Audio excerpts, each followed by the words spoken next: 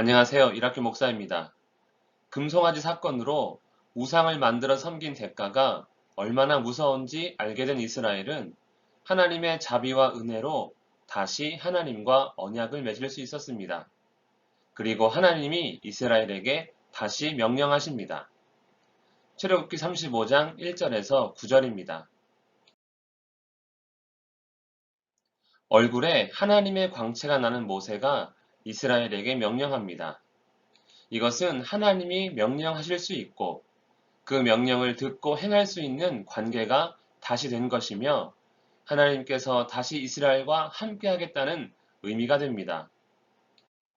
처음 명령은 여호와께 엄숙한 안식일, 이스라엘을 위한 거룩한 안식일을 지키라입니다. 안식일을 지키라는 명령은 이전에도 이미 몇 번이나 한 것입니다. 보통 세상은 일하라 명령하는데 하나님은 일하지 말라 하십니다. 안식이 없는 세상에서 안식일을 구별하여 그날의 안식을 누림으로 하나님의 자비를 나타내는 것이요. 이스라엘이 다시 하나님의 백성이 되었다는 중요한 증거가 되기 때문입니다. 안식일에 일하지 말라는 가벼운 명령이 아닙니다. 별거 아닌 작은 일이라 할지라도 해서는 안 됩니다. 안식은 하나님과 하나님의 백성 사이에서 가장 중요한 약속이자 은혜이며 6일 동안 창조하셨고 일곱째 날 안식하신 하나님을 나타내는 것이기 때문입니다.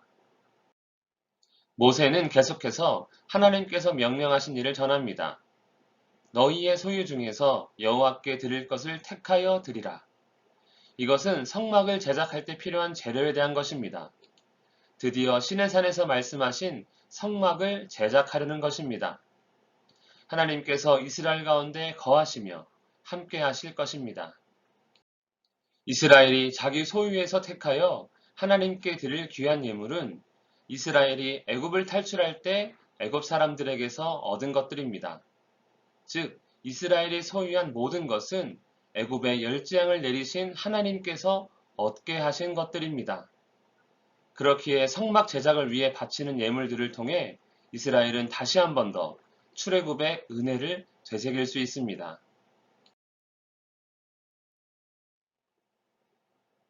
다시 언약을 맺은 이스라엘을 향해 하나님께서 명령하십니다. 안식일을 지키라, 예물을 바치라.